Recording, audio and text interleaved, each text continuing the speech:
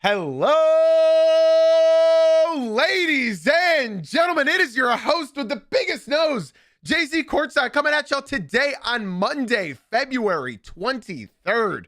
I hope everybody had a phenomenal weekend. I hope you all dodged the snow if there was any where you live. Shout out New York and New Jersey and the East Coast. I hope everybody had a blessed and fun weekend. I hope your basketball team won most importantly.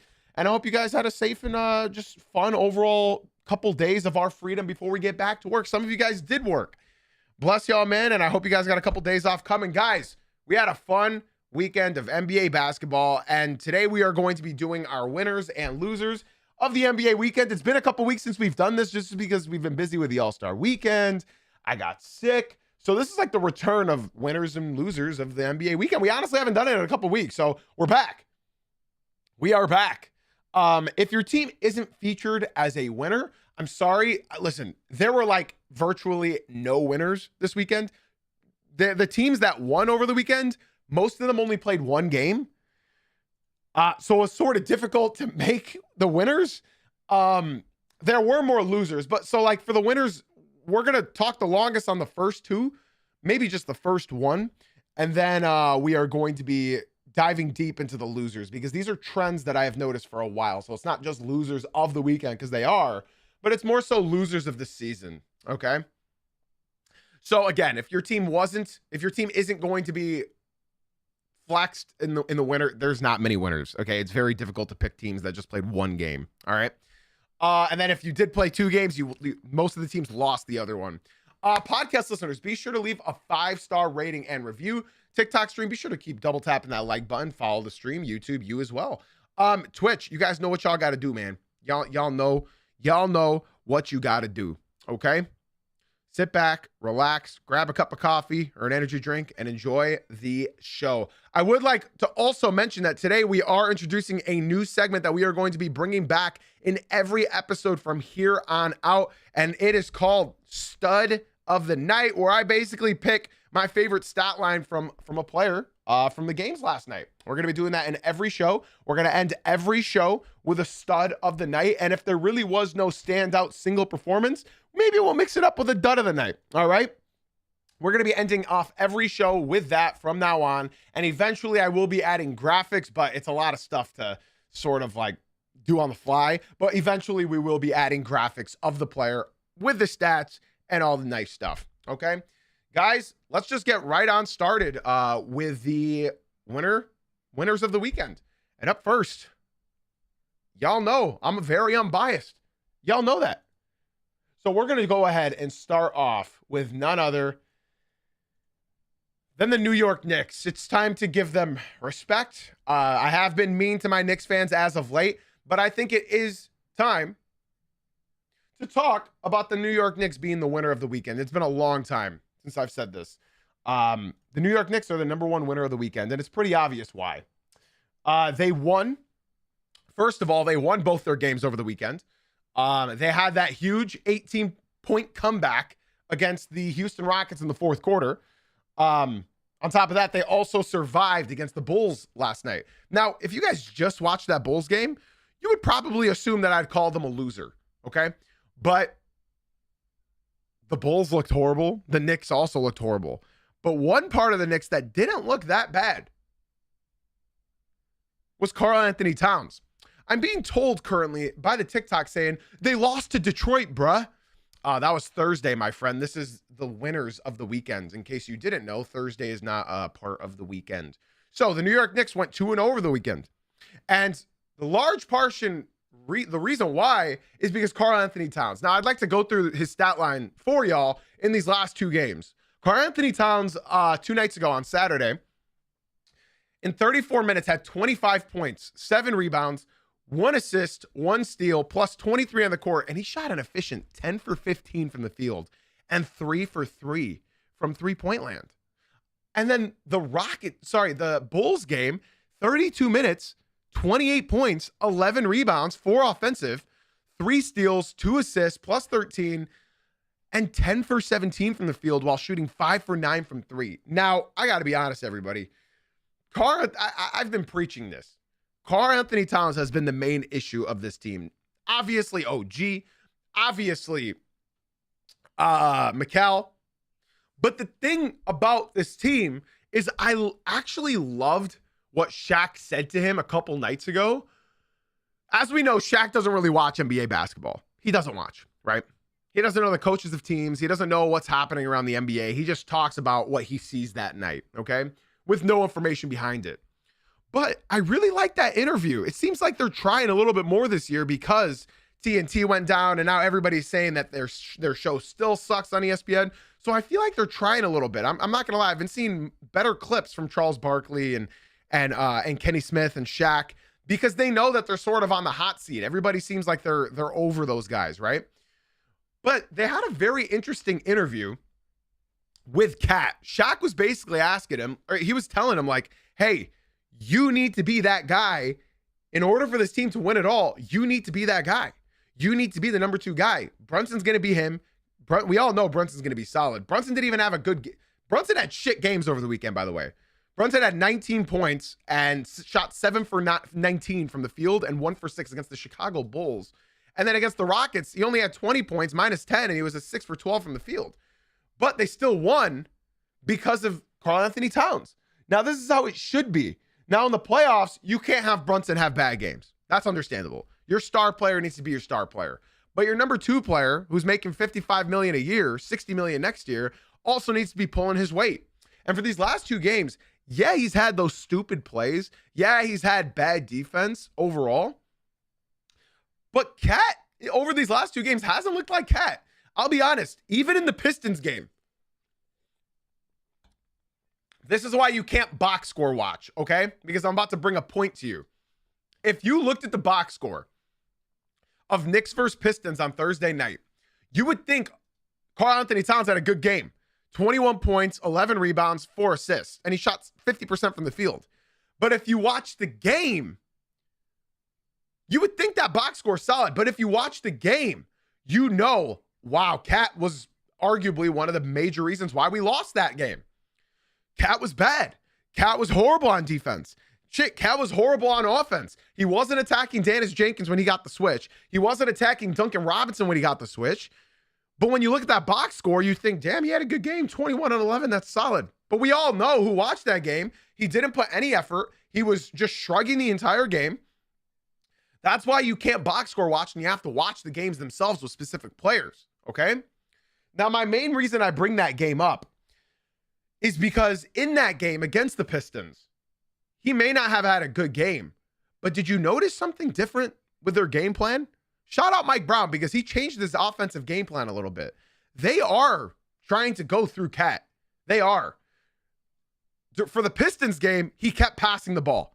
Every time he got the ball, he kept passing it, okay? And then I think after that game, Mike Brown must have told him, Carl, listen, man, stop passing the ball. Go get a bucket. And because the last 2 games with the Rockets and Bulls, he stopped passing that ball. When he got a mismatch, he started to just shoot it or drive to the hoop and not hook them on the offensive foul. So I think the biggest reason why I have them as winner of the weekend, my number 1 winner of the weekend, is because this team, we all know it's Jalen Brunson's team, right? We all know that. But so far in the 3 games after the All-Star break, even with a big loss to the Pistons, that was the first game after the All-Star break. So maybe Cat just needed a couple games to remember, okay, the new game plan, I can shoot. I can be me. And maybe that will hold up. Now, Cat still had a bunch of defensive laps in the Houston game. He still had a bunch of defensive lapses in the Chicago Bulls game. But the offensive side, it looked a little bit better. It looked a little bit better. Now, I think Cat is one of those guys that, and correct me if I'm wrong, Knicks fans. Same with T-Wolves fans. You guys watched him for years. Cat is one of those guys that needs to be rewarded when he does something right. So when he hits a shot, right, he'll go back and play defense. But if he misses a shot and then gets scored on, he doesn't get the ball back anytime soon, he's not going to put effort in. I think Cat, if he plays average defense, he wants to be rewarded on the other end. And that's the exact point that I'm bringing up. He needs to be engaged and encouraged. And I think that's the main thing about Cat. He's very energy dependent. I fully agree on that, TikTok. So can Carl hold this up? I'm not sure. But I think a very important thing is that these 3 games after the All-Star break, they're very important. Yes, they lost to the Pistons, but it looks like they're trying a new offensive strategy here. Go to Cat. Let him cook, see what he can do. He was a plus 23 last night, man. And against the Rockets, in that comeback win, he was a plus 13. Listen, I am a Pistons fan, right?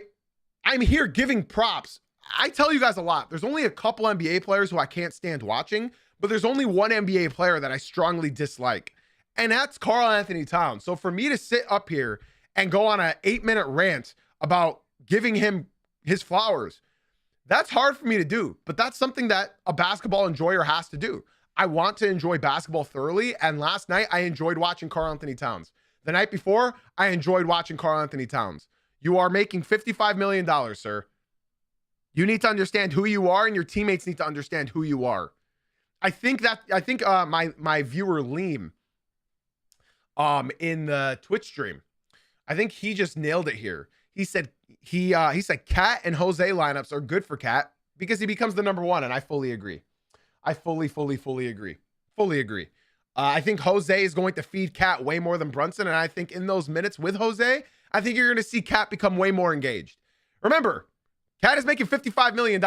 He theoretically is the number 1 on this team financially, but he's not. He is the number 2. He's not being asked to be the primary ball handler. He's not being asked to be the primary scorer. But if you guys remember when the Knicks defeated the Pistons in the first round series that they should have won, the Knicks should have won, and they did win. Karl Anthony Towns was the killer. Jalen Brunson carried them for 3 quarters. In every single one of those playoff games against the Pistons, Brunson carried them in the first 3 quarters. And then Karl Anthony Towns would lead the comeback and bury the Pistons in each and every game. Cat is the most important player for the New York Knicks. Most important player for the New York Knicks. It's not Jalen Brunson. Jalen Brunson's going to be great.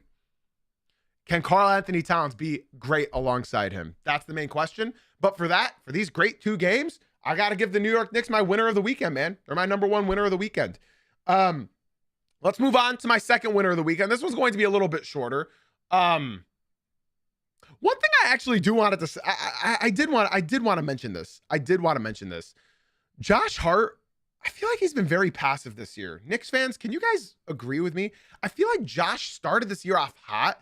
I feel like he's been very, honestly, I can't remember one thing that he's been shooting really well from 3, but he's not shooting often.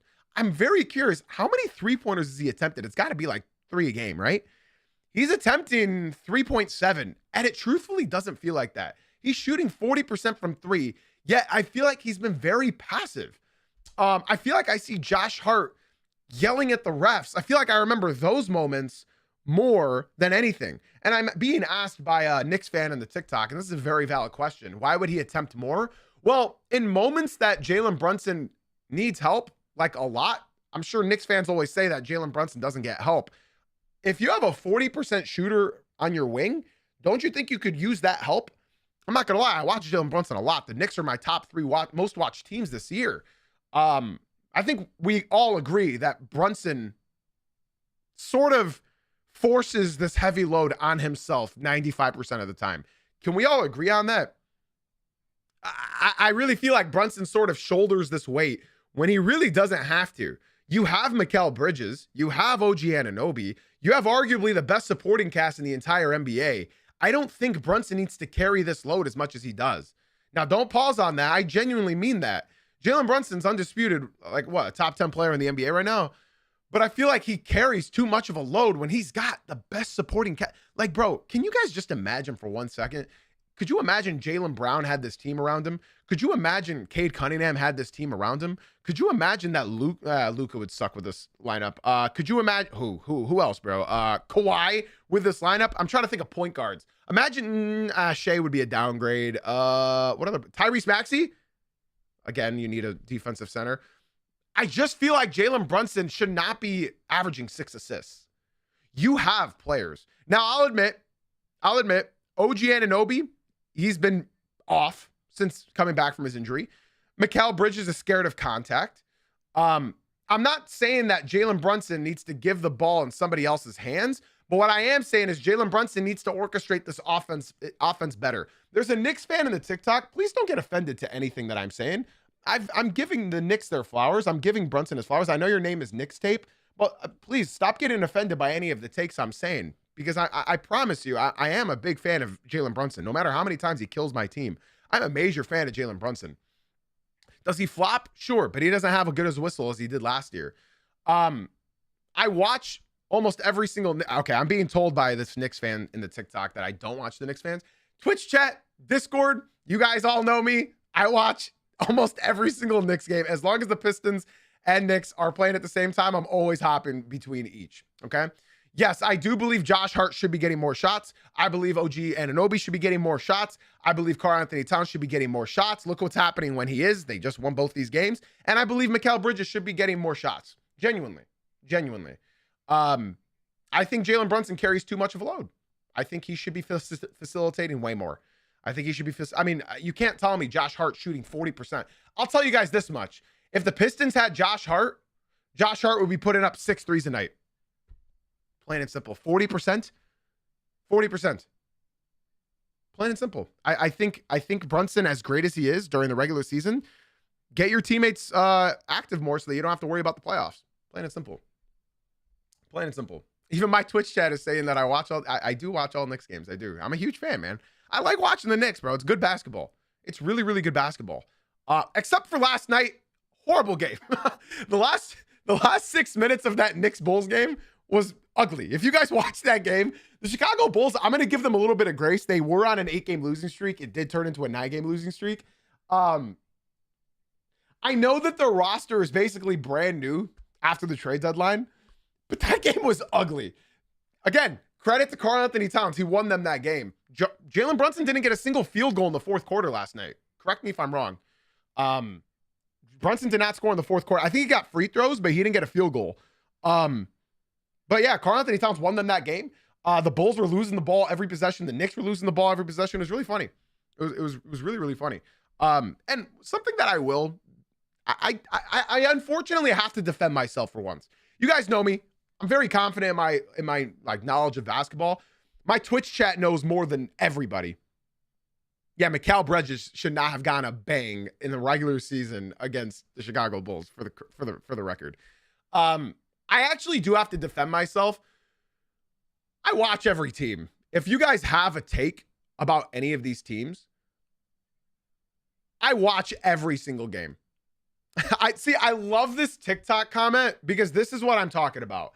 Reese in the TikTok said, quote, "You don't know ball," while he is literally dissecting the games quarter by quarter. Is hilarious. Thank you, KG. Thank you, Reese. You guys should come to the Twitch stream. I would love to have you in here. I love being told that. My final take on this weekend of the New York Knicks is something that I love to see was Jose Alvarado. I think they might be playing him just a tad bit too much. I think 20 minutes is probably the sweet spot you want to put him in. I think 20 minutes is the sweet spot. I think my Pelicans fan in my Discord, like, he killed it when I asked him last night. I told him Jose Alvarado seems like he's really, really on fire one night, and then another night he can't buy a shot. Last night he couldn't buy a shot, okay? Could not buy a shot. The issue is Jose is great energy-wise, and he brings it defensively, but I feel like he's really good in sample sizes. I'm even being told that 12 to 15 minutes is perfect for him, and I fully agree. I think he's a dog defensively, but I think offensively, if he's being asked to do too much, I'm not in love with it. Now, again, I don't know why this Knicks fan is so upset with me in the TikTok. My Knicks fans in my Twitch stream are in love with me right now. He's telling me that I'm box score watching. Correct. I am not allowed to show live NBA game, or I'm not allowed to show NBA footage on my TikTok stream. Otherwise, it will get taken down. So I have to show you the box score. Okay. And yes, I do think, again, Josh Hart as a 40% three-point shooter should be getting more shots, but his point guard isn't passing to him. I'm all done.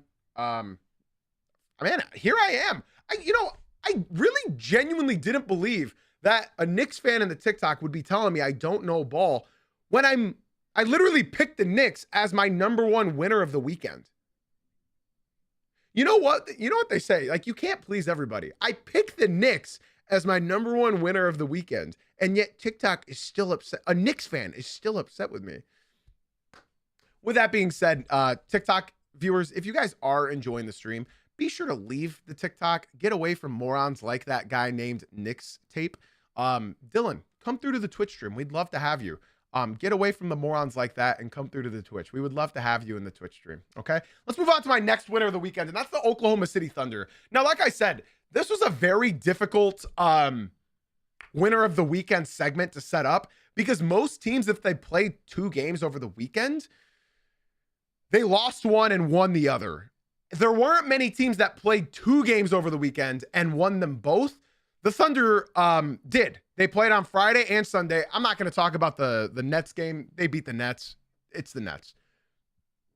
What I will talk about is the Cleveland Cavaliers. Now, I've been talking about the Cavaliers a lot lately, and I feel like we all have, and I feel like we've been seeing a lot of horrendous takes regarding the Cleveland Cavaliers.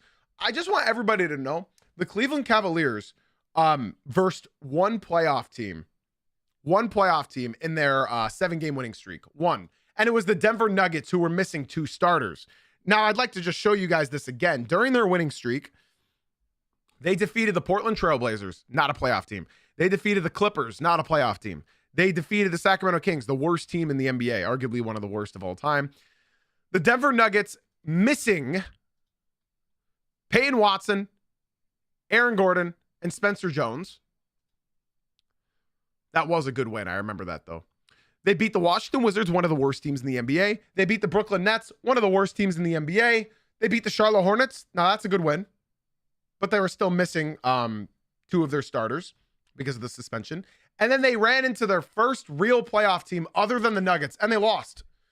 So the Cleveland Cavaliers, I'm not as high on them as a lot of other people are, because it's James Harden and the honeymoon phase is very distracting. But where I will give credit to is the Oklahoma City Thunder, and that's why they're my second winner of the weekend. I think the Oklahoma City Thunder right now, without Shai Gilgeous-Alexander, without Alex Caruso, without J-Dub, and without A.J. Mitchell, how do they win this game? I'll tell you why. It's because of their defensive scheme. It's because of their offensive firepower. It's because this team is just flat out great. This team is flat out great. Even without their MVP, even without Alex Caruso, arguably their best perimeter defender, even without A.J. Mitchell, basically their secondary option this season, and without J-Dub, the real second option. It's just it's a sight to see how great this team truly is. And I'm really, really excited to see how far this team can go. Now, I will say, Twitter was very, very upset with the Oklahoma City Thunder, because they believe that the Cavaliers were robbed in this game. Now, what I will say watching this game, and my fiance can attest to this as well, she said, is James Harden just trying to bait foul calls? I said, yeah, he's sort of like the one who pioneered this thing. In the 4th quarter, James Harden, he was driving to the hoop every time and flailing his head bobs and flailing his arms, but the fouls weren't coming.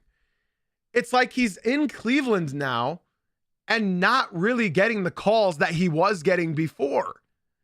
Now, you guys know my opinion on foul baiting and flopping. You guys know my opinion on that, so I'm not going to dive too deep into it. The Cleveland Cavaliers were not robbed of this game. The Cleveland Cavaliers were trying to play to the refs, and that's why they eventually lost this game, man. They got out-rebounded on the offensive glass. They got out-assisted. They got out-stealed. They got more blocks. The Thunder got less turnovers. The Thunder scored more on turnovers, and they had more second chance opportunities. The Cavs came back, sure. I mean, when you have the firepower, the offensive firepower of Donovan Mitchell and James Harden, you're going to come back into the game.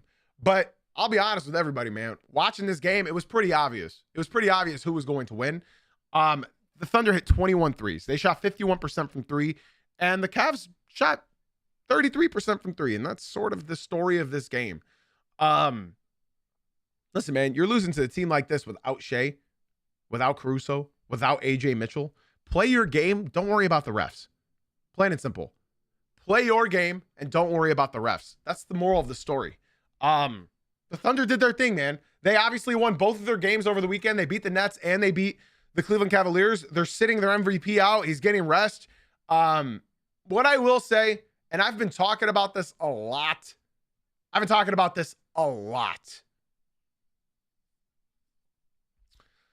The Oklahoma City Thunder will not win the NBA championship this year if J-Dub isn't J-Dub of last year.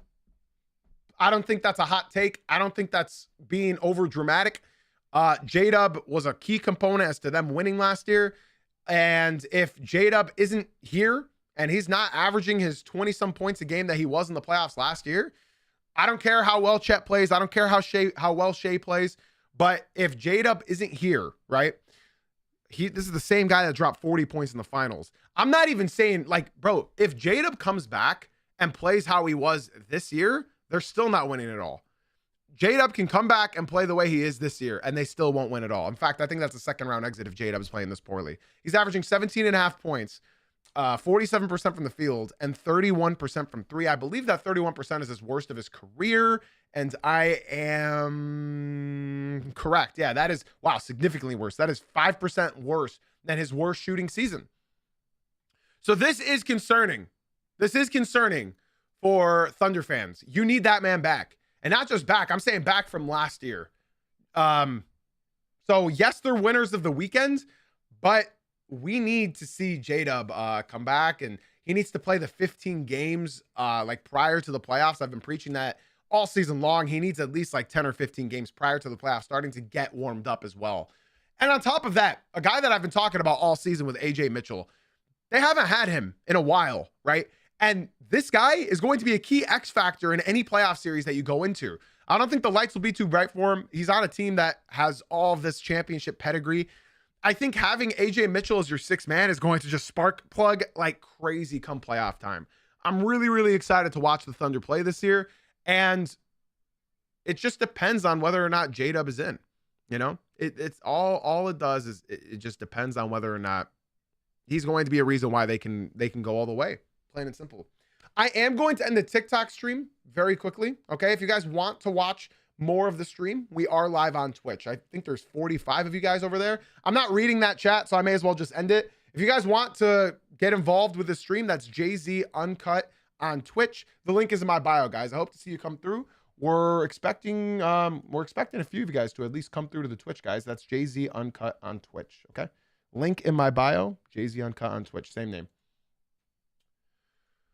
Okay, so here we go. Let's continue with this. My third and final winner of the weekend is a group of 3 teams. Now, I know what you're thinking. JZ, who the hell else is a winner of the weekend? No other team really won 2 games over the weekend. Well, you're right, and that's why we're going to sort of speed round this.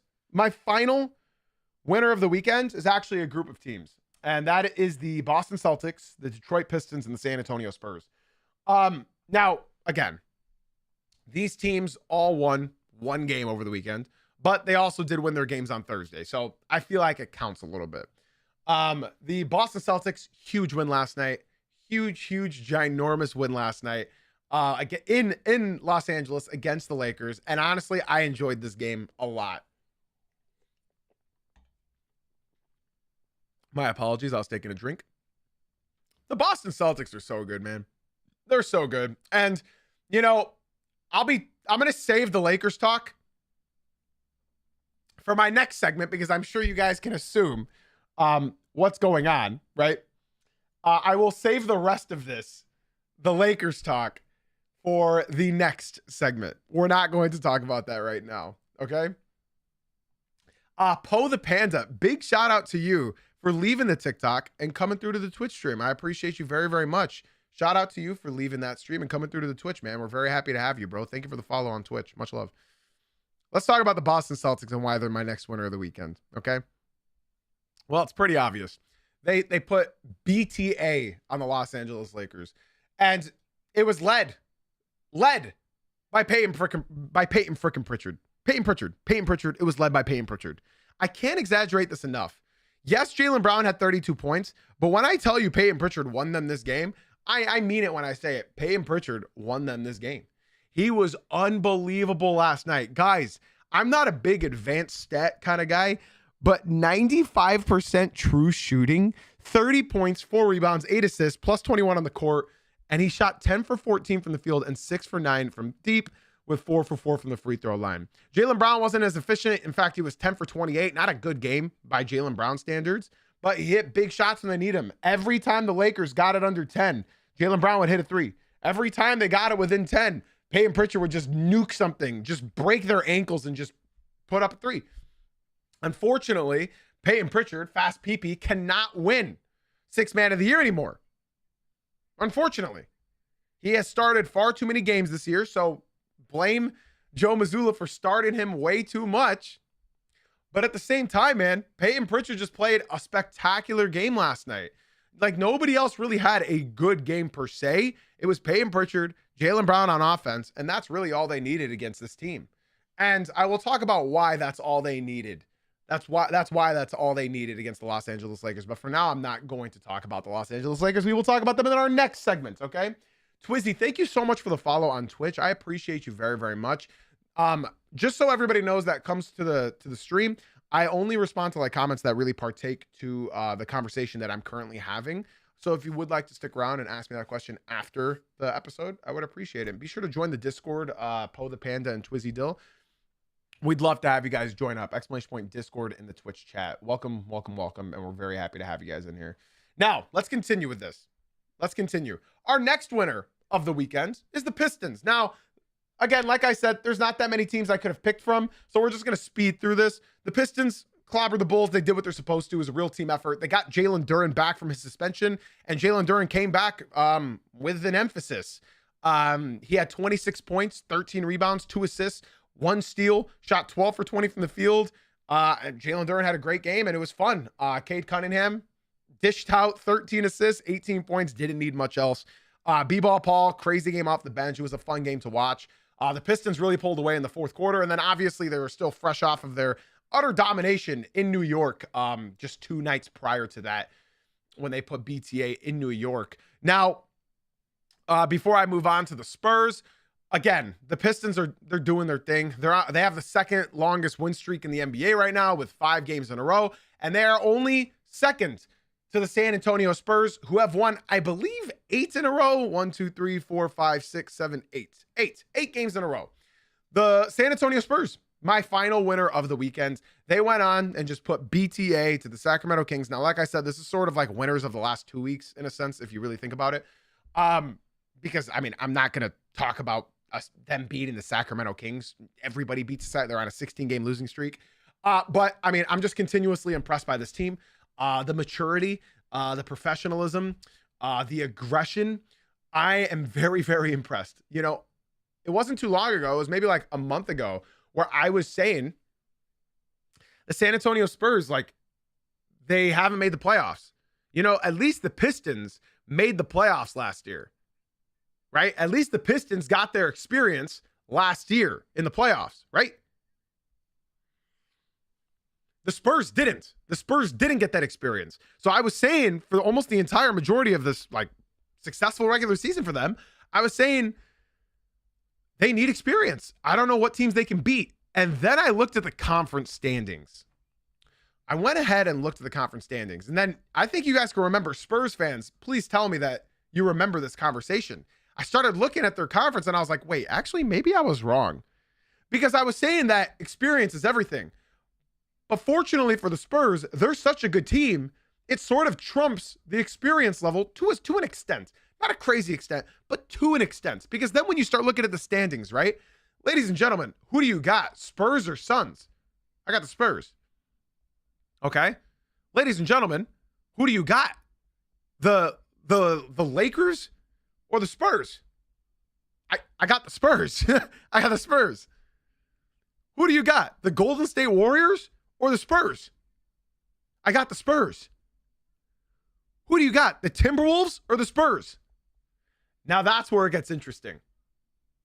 Because as we all know, the only players with any hope of guarding Victor Wembanyama, you can't guard him. All you can do is overwhelm him, is the short, stocky guys in Julius Randle. I'm being told that Gobert won't guard Wemby. You dumbass. You're a Spurs fan, and you're telling me that Gobert won't guard Wemby. Obviously, Julius Randle's the one that guards Wemby, and he's done well against him this year. So like I said, if you're going by Spurs, Suns, I take Spurs. Spurs, Warriors, I got Spurs. Spurs, Lakers, I got Spurs. Spurs, Rockets, I got Spurs. But the Timberwolves, that one's interesting. And that's because of Julius Randle. He plays Victor Wembanyama very, very well.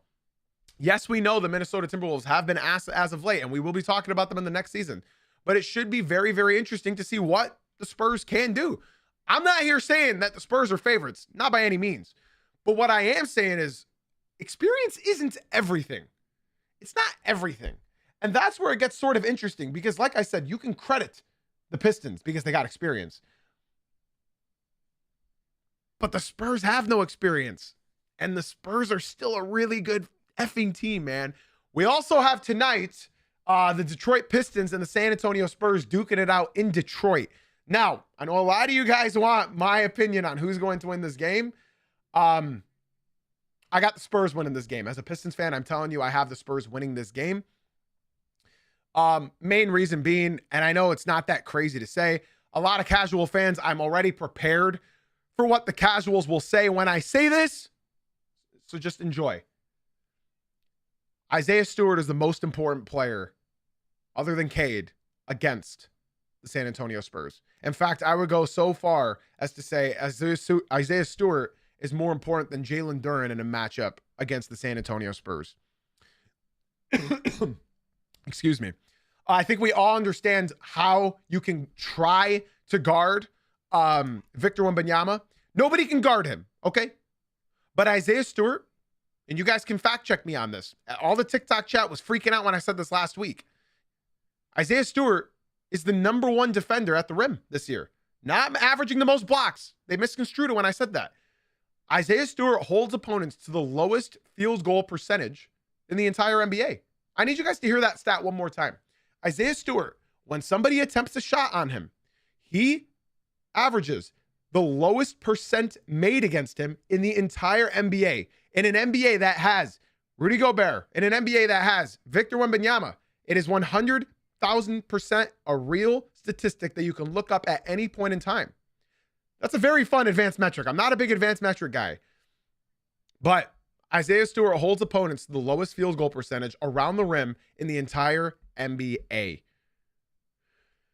So you ask me, who do I think is going to win? I think the San Antonio Spurs, because I don't think Paul Reed can hold Victor Wembanyama. I don't think Jalen Duren can hold Victor Wembanyama. Tonight, you're going to see Duren try to rip the rim off the backboard is what you're going to see. Duren is going to try to absolute body Victor Wembanyama, but Stu would have far more success against Wemby. And I think the Spurs got tonight's win. Now, something I am very, very happy about is the Pistons play the Spurs tonight without Isaiah Stewart. Isaiah Stewart is out for another 4 games.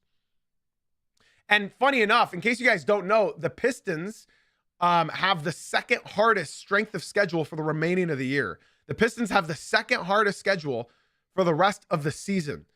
For the rest of the season, for all the games for the rest of this year, they have the second hardest schedule in the entire NBA. Now, they still won't have Stu tonight on Peacock, on the cock, against the San Antonio Spurs. Wednesday on ESPN, they won't have Isaiah Stewart against Oklahoma City Thunder. And then Friday against the Cleveland Cavaliers on ESPN again. The Pistons have 3 nationally broadcasted games this week. Again, they don't have Isaiah Stewart. Isaiah Stewart, I believe, returns. This would be 1, 2, 3, 4. He's missed 3. Isaiah Stewart will return on Tuesday, March 3rd against the Cleveland Cavaliers. So something that is very exciting is the Spurs play the Pistons again next week, or the following week, not next week. So we will be able to see Isaiah Stewart versus Wembanyama next week. So that's fun. The Pistons still have to play the Spurs twice this season. The Pistons still have to play the Cavs twice this season. The Pistons still have to play the Thunder twice this season. The Pistons have the second hardest stretch of the schedule for the rest of the season in the entire NBA. Let's move on to our losers of the weekend. Ladies and gentlemen, I know you guys have been waiting for this. let's move on to our losers of the weekend. I know this is something you guys have been looking forward to. We haven't done it in a few weeks. Let's look at my losers. I looked through and there are a lot of losers. Let's start off, man. We've been going on for 40 minutes, so we gotta pick up the pace here a little bit. I see a lot of people following on TikTok. Trenton, Dawson, I appreciate you guys very much. I would love for you guys to leave the TikTok stream and come through to the Twitch stream. It's a much better experience over here. Not only do you get to talk to me and the rest of my community, but you can also join my Discord, which is 100% free, where we talk live NBA games, host watch parties, hang out. It's a really, really cool community. It's not like the TikTok community. It's not like the Twitter community. I see a bunch of people following the TikTok right now. The Twitch is the same name, guys. STP, Fraudeler, Al, X, Lewis, Trenton. I appreciate all the follows on TikTok. I would love for you guys to come and drop a follow on the Twitch and watch and hang out with us here. Remember, if you guys watch the Twitch stream, 3 streams in a row, I will gift you a $5 subscription. One more time, if you watch the Twitch stream for 3 streams in a row, I will gift you a $5 subscription. I hope to see you guys come through. I'm shouting out everybody that does. Let's start off with an honorary loser of the weekend. I didn't make a lower third of this team. Honorary loser of the weekend is the Sacramento Kings. They signed the ultimate tank commander, Killian Hayes. Everybody's familiar with who Killian Hayes is. But here's the thing. The Sacramento Kings weren't intentionally tanking all year. We all know they weren't. If you watch the Kings games, you know that they were trying. They were trying.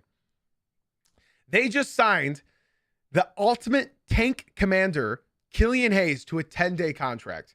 I don't think that contract gets extended beyond that 10 days. But we shall see what happens, man. Shout out Killian Hayes, Pistons legend, for signing a 10-day contract with the Sacramento. He's been cooking it up in the G, man. He's been cooking it up in the G. Let's move on with our very first loser of the weekend, guys.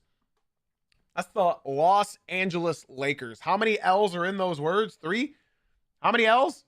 Los Angeles Lakers. That's 3 L's. And yeah, man, that's they had fat L's last night. The Los Angeles Lakers are my #1 loser of the weekend. Now, I could go on forever about how bad this team is, but I think I'd rather start off with something that's very eye-opening for everybody listening, okay? I'm about to scare a lot of Lakers fans. Lakers fans, close your ears and eyes, okay? Because it's about to get very scary. I went ahead and took the honor of tearing up the Lakers' schedule from this year. I'm talking about their schedule from 2026, not dating back into end of October, November, and December. Let's look at more recent, January and February, okay? Guys, would you believe me if I said they have 2 wins against playoff teams so far in this calendar year? I need to say that again. They have 2 wins in this calendar year against playoff teams. Playoff teams. I'm not saying #1, #2, #3 seeds. I'm saying just playoff teams. Be in the top 6 seeds on either conference.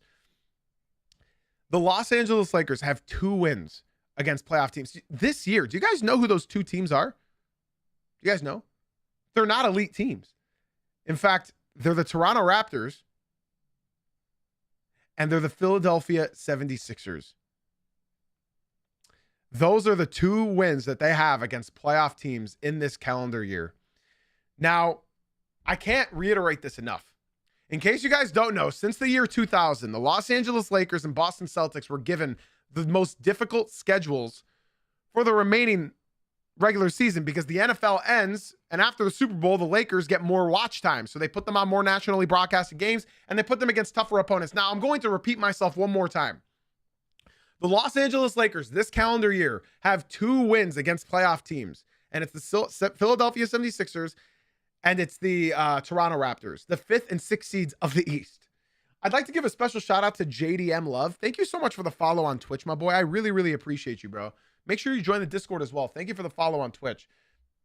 So since they only have 2 wins against playoff teams this year, let me look at the rest of their schedule, and we're going to count together how many playoff teams they verse for the rest of the year. Are you guys ready? Magic technically are not a playoff team, so we're not going to count them. Let's go ahead and count playoff teams. Suns technically play in. Warriors technically play in, right? Kings suck. Pelicans suck. So 1, Pacers suck. 2, 3, Bulls suck.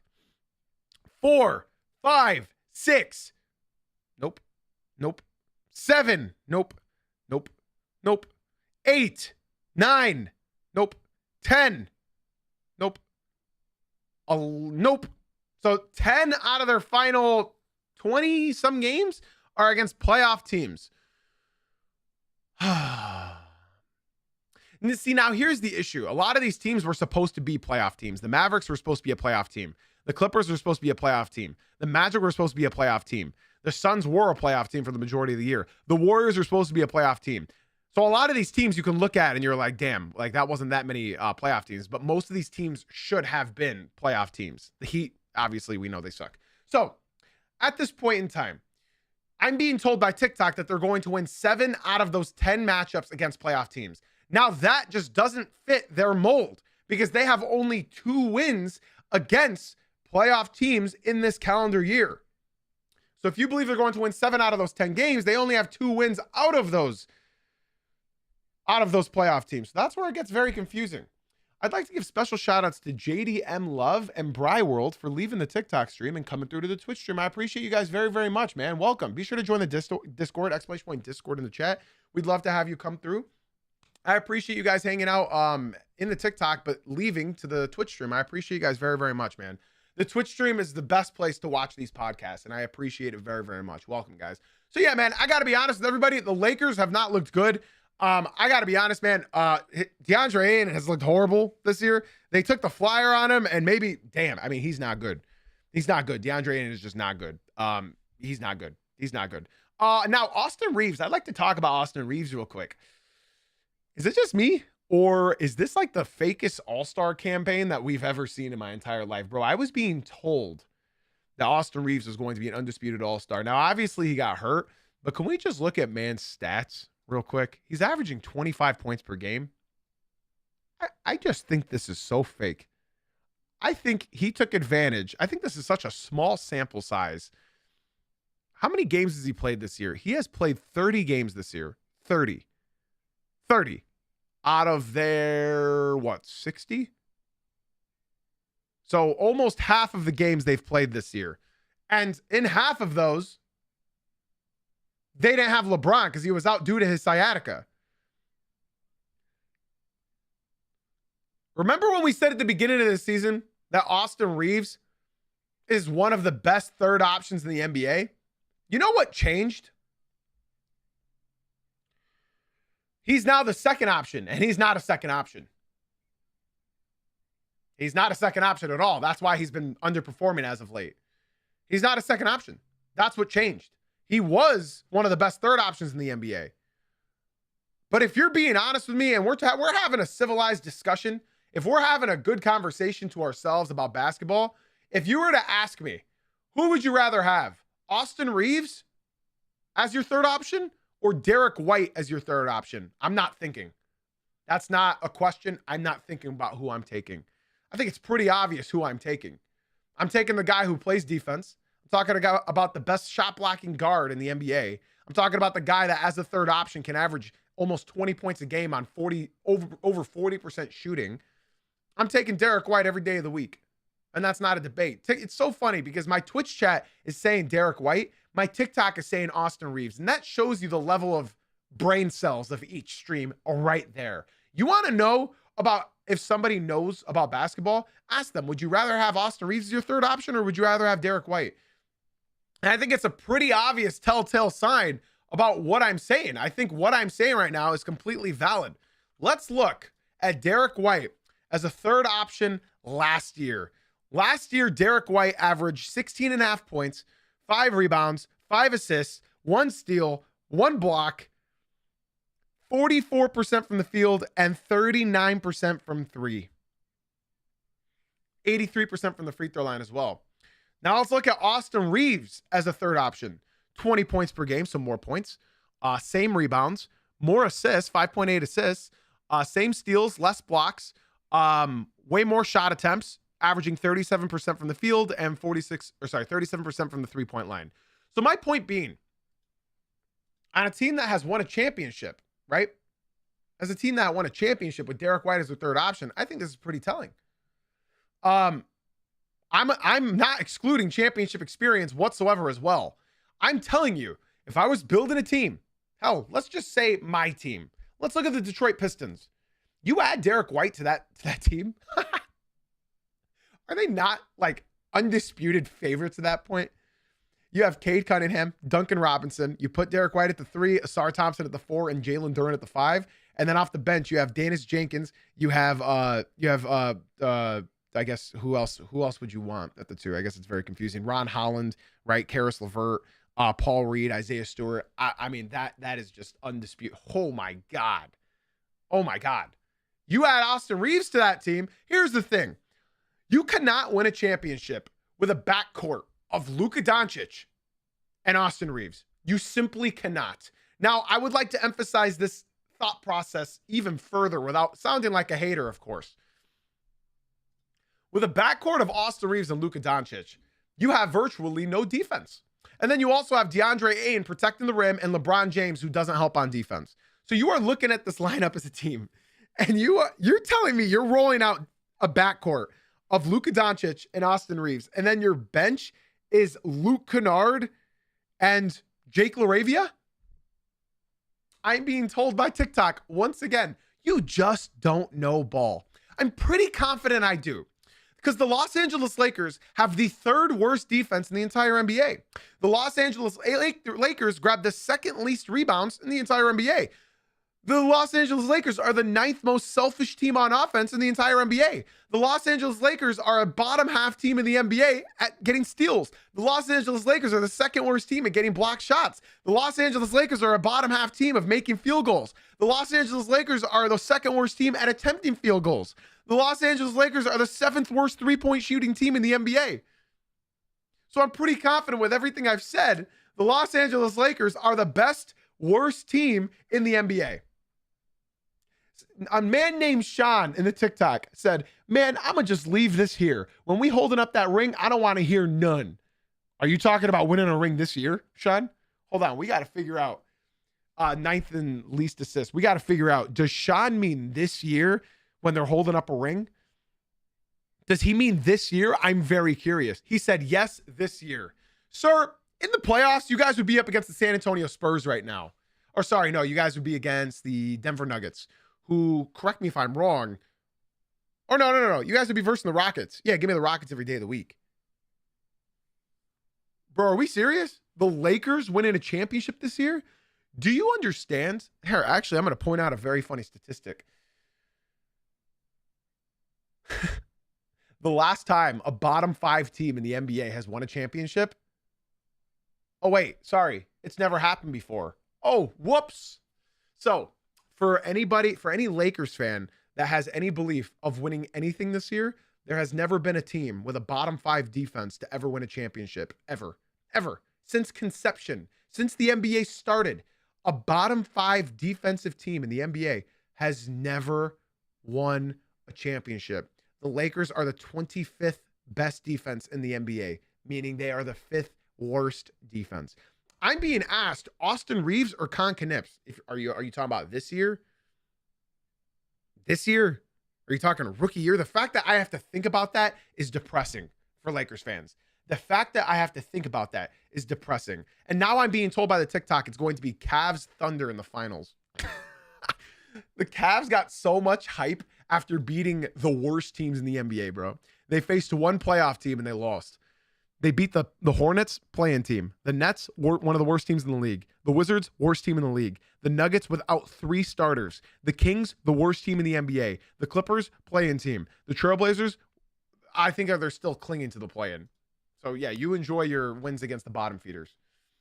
Okay, so now that I just explained, right? Ooh, actually, this is a very, very interesting comment from somebody in my Twitch stream named Donnie. Shout out Donnie for leaving the TikTok stream and coming through to the Twitch stream. See, this is why we read the Twitch comments. I appreciate the follow a lot, Donnie. Much love, bro. Bri, I can explain. Do you think pandas are being abused? Would you rather be itchy or sticky for the rest of your life? Kobe Bryant and LeBron James are the most overrated NBA players of all time. Okay, never mind. I don't know what that question is. But yeah, I've talked about the Cavs a lot. They got better with James Harden, but at the end of the day, it's James Harden, and he's not good in the playoffs. He'll get you like games 1 and 2, but yeah, after that, yeesh. Right now, the Cavs are on the Cavs just have no defense. The Cavs defense last year terrified me. The Cavs defense this year has been sort of really funny now, especially after this trade of having a backcourt of Donovan Mitchell and James Harden. Now, I'd like to give another special shout out to the homie Call Me Rids. Thank you for leaving the TikTok stream and joining the Twitch stream, brother. I really, really appreciate you. Bri, don't go anywhere, man. I talk about the Cavs a lot, my man. Be sure to join the Discord, guys.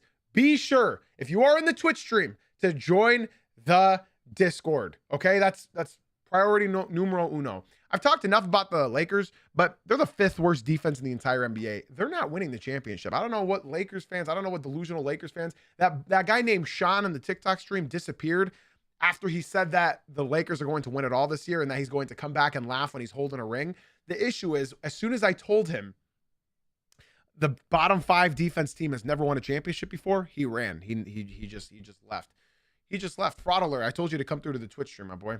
And you said you were. So, unfortunately, I'm not going to give my thoughts on the Sixers right now. So I only talk about, like, the only comments I respond to out loud are comments that pertain to the topic that I'm discussing right now. Okay. So if you want to stick around and ask me my thoughts on the Sixers, be sure to stick around after the episode and stick around and talk to me after the podcast. All right.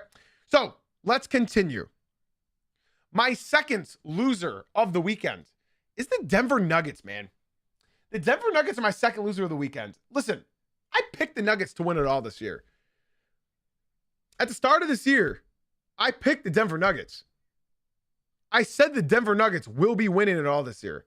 You guys remember in my very first prediction podcast of this season, before the season started, I said the Denver Nuggets are my favorite. This is the best Nuggets team in Denver history. There's nothing better. Now, there's an issue. There's a major issue, actually. If you look, there's one of the teams that I rag on a lot. And as you all know, it's the Los Angeles Lakers, right? I get at the Lakers a lot for their bad defense. Somebody that we need to talk about with bad defense is the Denver Nuggets. The Denver Nuggets are a bottom 8 team in the NBA defensively. Now, everybody tells me it's because they don't have Aaron Gordon. Nuggets fans, is Aaron Gordon that important to their defense? I'm genuinely asking a question. The Denver Nuggets, just so you know how bad their defense is, no offense to my Pacers fans out there, the Pacers, the tanking Pacers, have a better defense than them. The Memphis Grizzlies, the tanking Memphis Grizzlies, have a better defense than them. The Atlanta Hawks have a better defense than them. So when I tell you this is not going to win a championship, this is not going to win yourself a championship. They are around company right now with the Indiana Pacers defensively, the Milwaukee Bucks defensively, and they're right above the Los Angeles Lakers defensively, man. I'll tell you this much. They are closer to the Utah Jazz's defense than they are to the Cleveland Cavaliers defense, who's still not a top 10 defense in the NBA. So when I tell you guys, I don't think Aaron Gordon is that crucial to their defense. I thought Aaron Gordon is more of a stabilizer on offense. So now begs the question, where do we go from here? Is this going to fall on Jokic? I sure hope it does. Because, guys, I got to be honest with everybody here, man. Jokic's defense has been absolutely abysmal this year.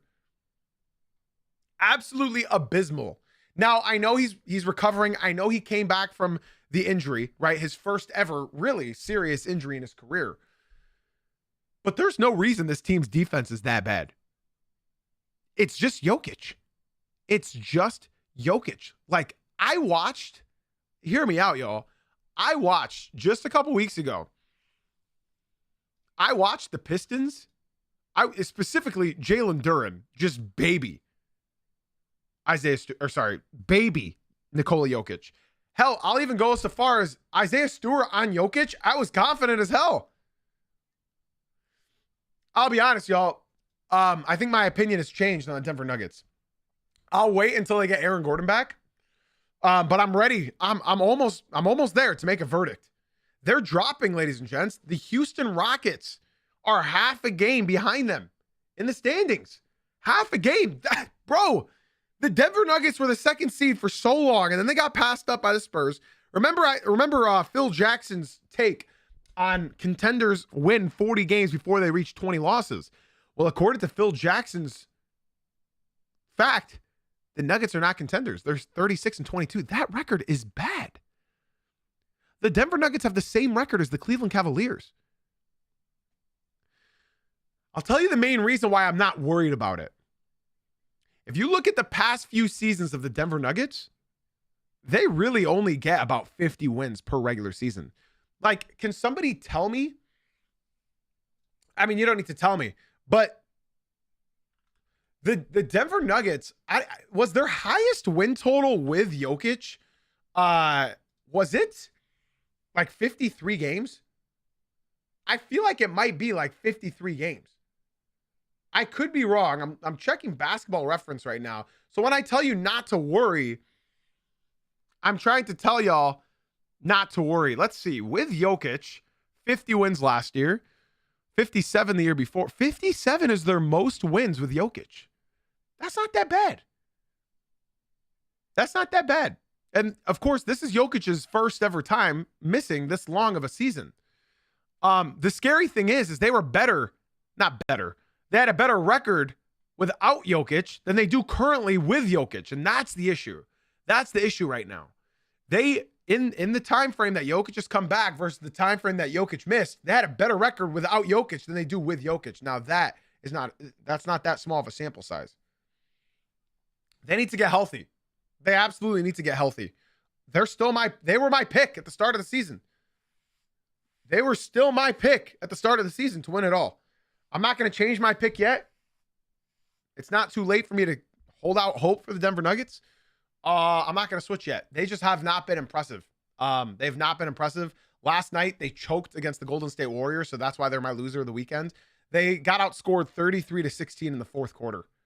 33-16 in the fourth quarter. And honestly, it was just pods. It was pods that was killing them. Bro, Pods damn near had a triple-double. He needed one more assist, and he would have had a triple-double off the bench. Listen to this. They allowed Al Horford to go for a season high last night. Al Horford, 97-year-old Al Horford dropped 22 points on them. 142-year-old Al Horford dropped 22 points on them. And they choked it in the fourth quarter. I'm not going to lie. I was hearing from the crowd, Warriors, Warrior. You guys know that war chant. Y'all know that chant. And I was getting flashbacks. Man, because they killed them. They couldn't be stopped. I think they went on like a 22-2 run in the fourth quarter. I'm not even kidding. I think they went on a 22-2 run. So yeah, Denver Nuggets are my second loser of the weekend. Now we're going to move with some pace here. We got to move quick, man. This podcast has been going on forever today. My final losers of the weekend, and I grouped them all up. The Wolves, the Rockets, and the Suns. Now, let's move quick. The Wolves, they're looking sorry as hell. Now, last night, they didn't have Gobert or Naz Reid. But I just want to show you guys how important Rudy Gobert is. They had no defense. They had no answer. They had no solution. They were getting worked on both ends of the court. They had nothing to stop this team last night. Tyrese Maxey was driving to the rim like it was against a second grade team. Okay? VJ Edgecombe, 6 for 7 from 3. Shot 6 for 7. Killed him. Right? I'll be honest, the 76ers were not playing well. But this is why I tell everybody Gobert is the second most important player on this team, and I'd argue that he's the most important player on this team. Because Ant can drop 30 points, right? He dropped 28 points and they still lost. That's how important Rudy Gobert is. I always say whenever they miss Rudy Gobert, it's like their on-off numbers is absurd with Rudy Gobert. Even when Rudy plays, they're always minus 12 when Rudy is off the court. So as bad as he looks to the eye test, when he's off the court, this team is losing by 12. I don't know what this means, bro. It's just the regular season. Listen, Minnesota in their last 20 games last year, They went 18-2, and their 2 losses were against none other than the Indiana Pacers, right? They ended the season 18-2. And that's the thing. Solo, I was watching this game last night, and I was watching from the Minnesota Timberwolves commentators, and they kept emphasizing that we don't have Naz Reid tonight. We don't have Naz Reid tonight. We don't have Naz Reid tonight. And then I was like, wait, why are they not talking about Rudy Gobert? And I was like, do these commentators not know how important Rudy is to this team? Even this moron in the TikTok stream said, Rudy is really bad. I don't care, just tall. Well, when Rudy Gobert is on the court, the Minnesota Timberwolves are winning by 14 points. When he's off the court, they're losing by 12 points. So I guess, yeah, Rudy Gobert is really bad. He just creates that big of a fucking gap, the biggest gap in the entire NBA for on and off numbers. When Rudy is off versus when Rudy is on, that's the biggest on-off number split in the entire NBA this year. Yes, the Nuggets were my second loser of the weekend. Let's move on to another one. The Houston Rockets, man, they should be 0-3 in their last 3. They should be 0-3 in their last 3, man. They should have been. They should have been. They lost to the Clippers before the All-Star break.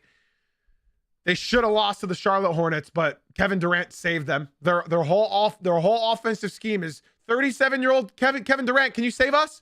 Mr. Durant, can you please save us? We know you're 37 years old, but can you save us? And well, he saved them against the Hornets. And then the New York Knicks. They choked an 18-point lead in the fourth quarter because they can't score. They can't score. They just cannot score. They can't. They can't. They have no offense. I'm being told by TikTok that's literally why they got him. Oh, brother. Oh, brother. They did not get Kevin Durant to be their focal point of the offense. They got, even in the press interview, Kevin Durant said, I want to help this team take that next leap. I'm excited to join the team to be Alperen Şengün's help. He joined to be help. Why is the TikTok chat so brain dead is my question. Whoever has a competent brain in the TikTok, please leave that stream and come to the Twitch stream. I'm an hour and 7 minutes into this podcast, and I am seeing just constant dumbasses in the TikTok. Please, Legendary Dimer, please, everybody, come through to the Twitch stream. I would love to have you guys in the Twitch. I'm being told that he's a closer. Listen, Kevin Durant was not supposed to be leading this team the way he is. He's not. Even the coach said Kevin Durant was supposed to lead. He was not supposed to lead this team. They have no playmaker. I cannot believe this team did not make a move at the deadline. I cannot believe they did not make a move at the deadline. Alperen Şengün, 16 points, 6 rebounds, 6 assists, 6 turnovers, 6 for 12. Alperen Şengün, I have to continue pointing this out every time I talk about this team. He's shooting below 50% from the field as a 7-footer. He's shooting below 30% as a 7-footer. He is shooting below 70% from the free throw line as a 7-footer. Holy regression. Holy regression.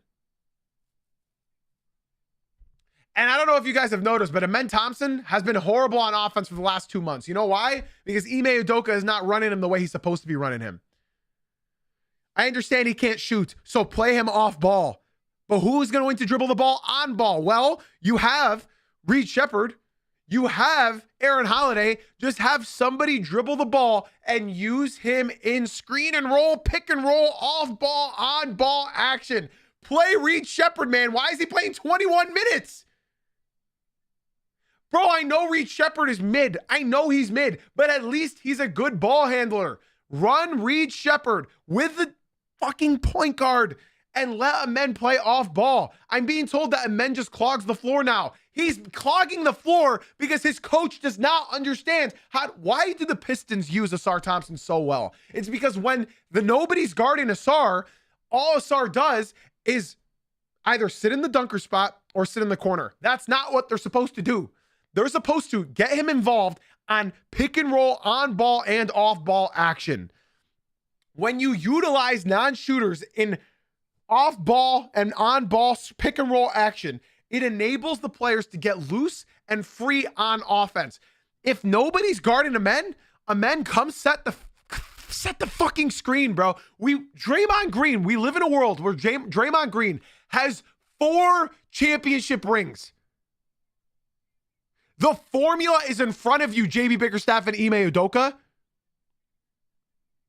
Draymond Green has 4 championships and still shot a little bit better than at least he learned how to shoot a little bit. To be fair, Draymond, his shot progressively got worse as he aged.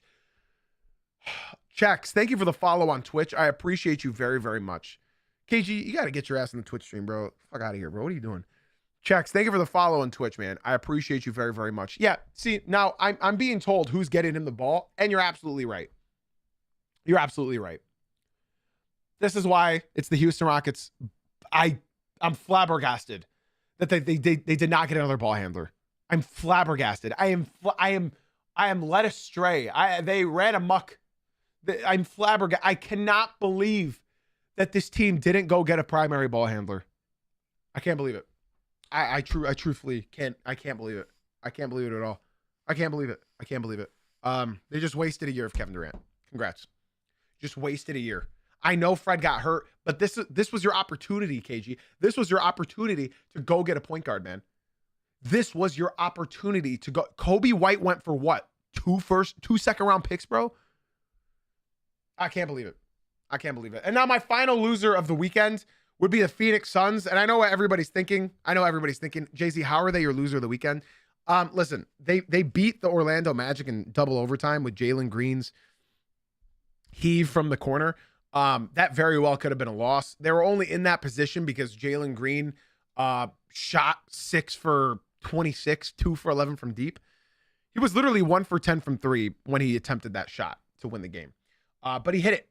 He hit it.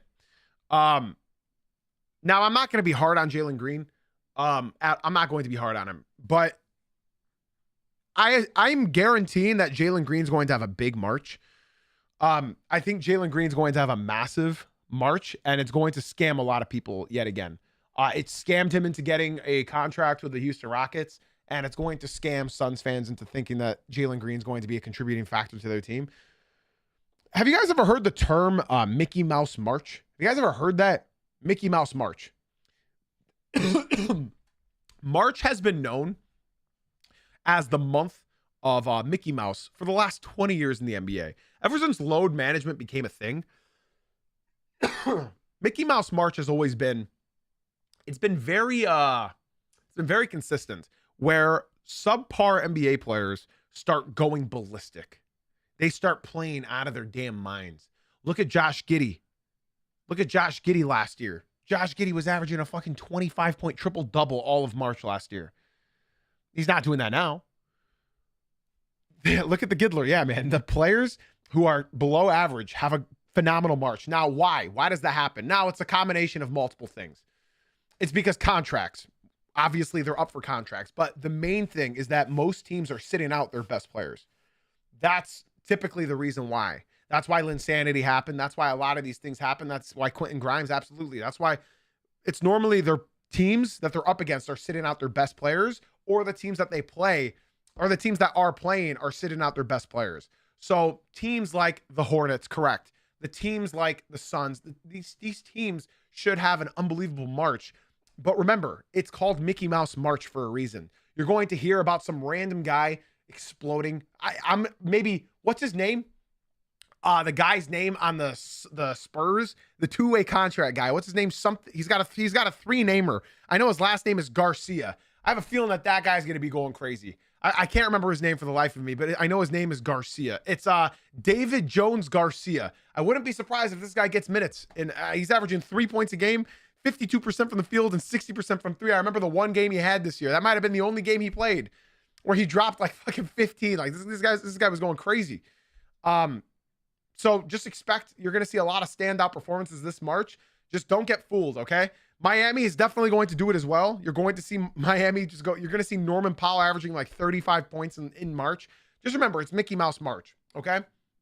Yeah, the Phoenix Suns are my losers of the weekend because they lost Dillon Brooks indefinitely. Dillon Brooks has been the whole turning point of this team. I'm not talking about just offensively. I'm talking about in general, man. Dylan Brooks is the heart and soul of this team. They're my loser. They're my loser. You lost Dylan Brooks. Devin Booker's obviously out. Dylan Brooks broke something in his hand. But yeah, missing Dylan Brooks, man, he's been, fringe all-star. He changed the entire culture of this team in one season. He changed the entire culture. This team was a dumpster fire all last year, and now he's gone. Devin Booker, I don't know how long he's going to be out, but losing Dylan Brooks, the Suns are going to be a play-in team. They're going to be a play-in team, unfortunately. And I think we're going to go the entire year. I think we might go the entire year of Devin Booker's three-point shot abandoning him. He might fall under 30% from three. It's very unfortunate. His worst shooting season of his entire career. And on top of that, Jalen Green's probably going to have a killer March. I guarantee it, guys.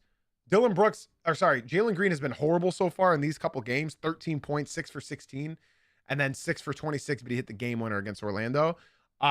He's probably going to have a killer March. Probably. We'll see. We'll see what happens. They weren't expected to be this good, and they surpassed that. That's why, I love the Suns, but, man, they still are my loser of the weekend. It's quite unfortunate. Sorry for the spam that's happened on the TikTok. That's why I tell you guys to come through to the Twitch stream. Link in my bio, JZ Uncut. JZ Uncut on Twitch. Now, for my final segment, guys, those are all the losers of the weekend I have. For my final segment, there were a lot of players to choose from. You had Jaylen Brown, you had Brandon Pods, who else? You had Isaiah or whoever. You had a lot of players to choose from last night. Karl Anthony Towns. You had a lot of players to choose from for our stud of the night, right? But man, you even had Tyrese Maxey and VJ Edgecombe. You had a crazy amount of good players to choose from last night for my stud of the night. A ton, right? But ultimately, my stud of the night is Peyton Pritchard. I think this goes without saying. They put BT on national television. On the cock. Peyton Pritchard, fast PP. I know you even had LaMelo Ball having a great game as well. I think he hit 10 threes last night. But, this is against the Los Angeles Lakers, just absolutely bodying this team. Just listen to these stats, guys. First of all, there's one stat that screams at you, and it's the fact that he shot 95%, his true shooting percentage, 95%. They got the win as well. He had 30 points in 38 minutes off the bench, 8 assists, 4 rebounds, and he was 10 for 14 from the field, 6 for 9 from 3. If you guys watch this game, you would know what I'm talking about, bro. He was literally busting everybody's ankles and just snatch back, step back three and in their mouths, bro. Yeah, fast PP is very first ever stud of the night. That's our first ever stud of the night segment. We're gonna be doing it every single day. So I hope you guys are excited for that final segment that we're gonna be doing every day. But yeah, Peyton Pritchard, he was undeniably one of the best players last night, even though you had LaMelo Ball going crazy against the Washington Wizards. So that it doesn't count that much. So to tell me that he was snubbed. Yeah, Desmond Bane as well. You had him that went crazy as well. But again, guys, I do have to be subjective here.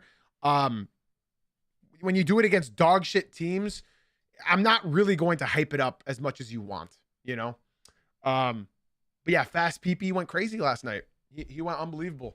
And he gets our first ever stud of the night award. Ladies and gentlemen, boys and girls, that is going to be our final segment of today's show. An hour and 18 minutes. I'm out of here, bro. Oh my God, this was way too long of an episode. YouTube and TikTok chat. We are still live on Twitch. I would love for you guys to come through to the Twitch stream. That's JZ Uncut on Twitch. Again, that's JZ Uncut on Twitch. The link is in the description on the YouTube. The link is in the bio on TikTok. I'd love to see you guys come through. We are still live on Twitch. If you guys have any hard-hitting questions, come through to the Twitch. If you guys just want to talk to me and join our community, maybe join our watch parties, come through to the Twitch. We'd love to have you.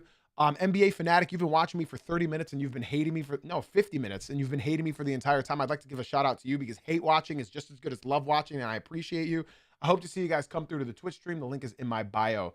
Yeah, JZ Uncut. Podcast listeners, be sure to leave a 5-star rating and review. Twitch chat, be sure to stick around. I appreciate you guys very, very much.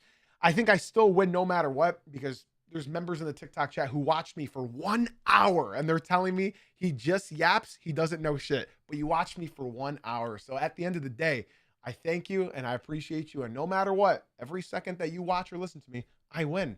And I appreciate all my lovers and my haters all the same. Maybe not the same.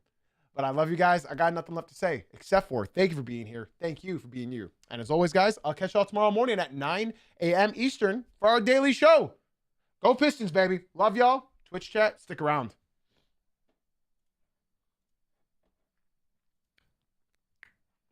All right. Excellent. NBA Fanatic.